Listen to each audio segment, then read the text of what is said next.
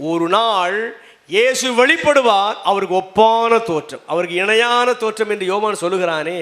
அப்படி சொல்லிவிட்டு என்ன சொல்லுகிறான்? நான் வாசிக்க கேட்டோமே 1 யோவான் 3ஆம் அதிகாரத்தில், இந்த நம்பிக்கை நமக்கு இருக்கிறபடியால் அவர் எப்படி சுத்தமாக இருக்கிறாரோ அதுபோல நாமும் பரிசுத்தமாக இருக்க வேண்டுமாம். அல்லேலூயா. அதுதான் காரியம். அவர் நம்மை உயிர்ப்பிக்கிற பொழுது அவரை போன்ற சரீரத்தை நாமும் பெறப்போகிறோம். அப்படி என்றால் அந்த ஆண்டவர் சொன்னாரே, நான் பரிசுத்தர், ஆகையால் நீங்களும் பரிசுத்தராயிருங்கள்.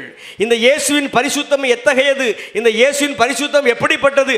அதே பரிசுத்தம், அதற்கு நிகரான, அதற்கு இணையான ஒரு பரிசுத்தத்தை நாமும் வாழ ஆண்டவர் நம்மை அழைக்கிறார். நம்மால் அது இயலாது, ஆனால் அவருடைய கிருபையினால் அவர் நம்மை வாழ வைக்க முடியும். அல்லேலூயா. அதனால தான் அவர் சொன்னார், நான் பரிசுத்தர், ஆகையால் நீங்களும் பரிசுத்தராக இருங்கள்.